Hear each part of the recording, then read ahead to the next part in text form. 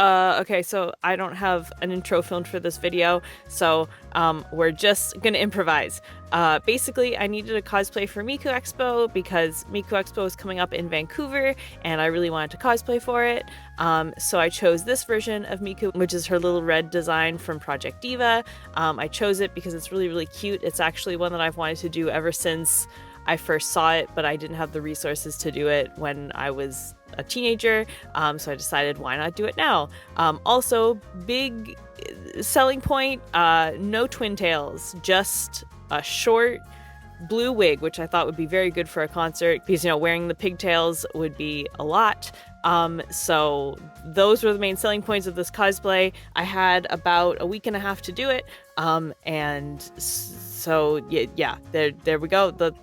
Let's get into it. So first I started off by cutting out all my pattern pieces. This is the pattern I planned to use, but I did make a big adjustment, which is to put the zipper in the front rather than the back because it looks like her zipper goes in the front. So I cut everything out, sewed everything together, pressed my seams, then made a collar. So here I am putting the interfacing onto the collar piece, zigzagged the edges, and then sewed that to the neck of the bodice. And then for the sleeves, since I was using satin for the cosplay, I did that because it was really cheap. The actual fabric is a little bit flimsy, so I decided to double it up with some scrap fabric that I had that was thicker on the sleeves so that the sleeves would have that proper like puff to them.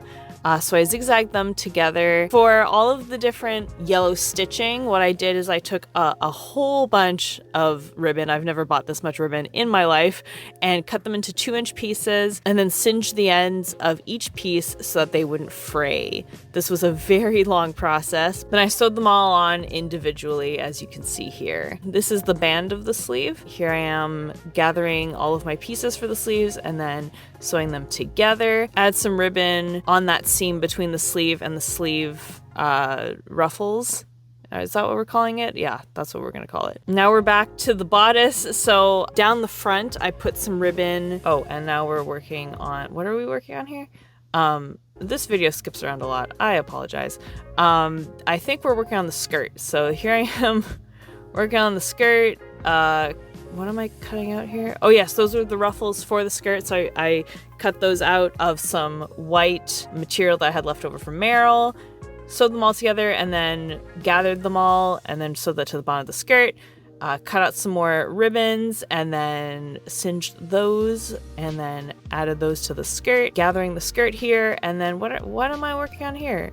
Oh, the apron. Okay, so I patterned out the apron. Gosh, this video skips around so much. Oh my goodness, bear with me. Sewed those pieces together and then turned them all inside out.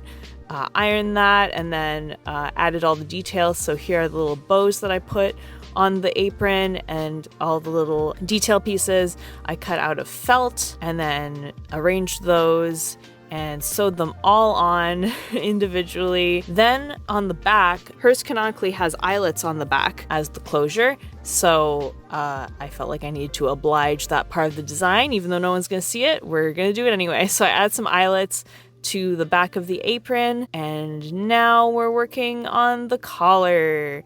I would later redo the collar because I made it way too small, but here's a little idea of like how I made it. Here I am cutting out the hood. Again, since the material was flimsy and I needed it to keep a structure, I used a thicker red fabric that I had on hand for the lining, just to give it more structure. I added the yellow stitching, sewed everything together, turned it inside out, and then top stitched it and zigzagged the lining and the outer layer together on the bottom. Now we're working on the wolf. Oh gosh, this skips around way too much. Okay, so I patterned all of that out. I just made it up as I went along, added the details to the face, and now we're working on the front bow. Okay, so I made a giant bow. Here I am assembling it. Gosh, okay, now we're working... now we're working again on the collar. So I made it way bigger, as you can see, because I the first one was way too flippin' small. So made that much bigger, sewed those pieces together, flipped them inside out, top stitched them, and then hand stitched that to the hood. Then I made the scallops that go around the side of the collar, sewed those to the collar. Then I worked on the back bow, added some interfacing to a giant piece of fabric, turned that inside out, pressed it, added the stitching. Here I am making the tails of the bow. Had to do that on the floor because I had like no space on the sewing table. So on the stitching, sewed everything together, turned it inside out, pressed it really well. Then I assembled the bow, which was very satisfying in the end. It was a long process, but it was very satisfying in the end. Added some hooks and eyes to the back so I could just hang from the back of the cosplay. Now we're returning to the wolf. So I sewed everything together, turned inside out. Here I have the ears actually sewn directly to the head. They're just turned downwards so that when you turn inside out, they'll pop up. And then I have the body piece, I have the arms, and then I stuffed all of those and then just assembled them by hand stitching them. And now we're doing the socks. The socks were a mess, honestly, so I'm not going to focus too much on them. Cut some holes for the ribbon and then added the ribbon, sewed it into place, add some bows. Then I took this pair of shoes that I found that was perfect, removed the bow from them, and then added bows on there. Then so that I could wear the wolf, I sewed 2 elastic bands to the bottom and then put this really big headband through it. But then what happened was the back of it ended up being too bulky, so it would make a really weird shape under the hood. So I just had to amputate its butt.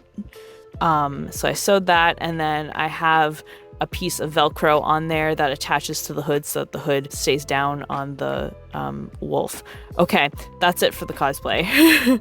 That was a lot. I apologize. That was so much skipping around, but hopefully that made sense. Anyway, we went to Miku Expo. I saw a bunch of my friends, had a great old time. I ended up only getting 2 photos of this cosplay, so here's photo number 1. Here's photo number 2, and that's all I have for the actual cosplay. I apologize, I have not gotten to shoot it properly. But anyway, here's my wrap-up thoughts. Okay, wrap-up thoughts for this cosplay. How am I feeling about it? Okay, there's a lot of mistakes on it. I will say that. There's a lot of mistakes on it. That I certainly noticed. Nobody else at Miku Expo noticed. Everyone was very sweet at Miku Expo. They really liked my cosplay, which I really appreciate. But yeah, people told me that, oh wow, it looks so clean. And I was like, it's not if you look really closely, but that's just me being critical, I think. Overall, I think given my timeline for making this cosplay, I think it was a success. During Miku Expo, the big thing that happened was I did lose my bow on public transit. So I was taking the bus and I switched buses and I'm sitting down and I go to like feel for the bow and I noticed that's not there. It had fallen off on the previous bus. How did that happen? I don't know. I had it like attached with hooks and eyes. I guess that just, snaps probably would have been better. So just a note for the future, I guess. That was not ideal. And I was really stressed about it. I did submit a lost property form with the bus company, and like a week later, they get in touch with me and they found the bow. So the bow has been secured. Apparently they weren't initially going to accept it, but then they decided to in the end, which I'm really grateful for. So shout out to TransLink. Thank you, TransLink. Much appreciated, TransLink, for doing that. The only thing I'm super not happy with, aside from kind of like the tiny little mistakes on it, is the wolf head. And I knew this was going to happen, but it's very front heavy. So I had to constantly be like pulling it back and readjusting it, which, for a photo shoot is not the end of the world, but for a convention, it should be back weighted as well. So I'm trying to figure out ways of like making it a little bit more balanced. The other thing that wasn't good were the socks. The socks I completely mismeasured, and so the ribbons are a little bit too big for my legs. Which is an easy thing to fix. It's better that than the opposite way around. So that's fine. But overall, I think for a Miku Expo cosplay, it did what it needed to do. I got to wear it to the expo. People were excited, which was amazing.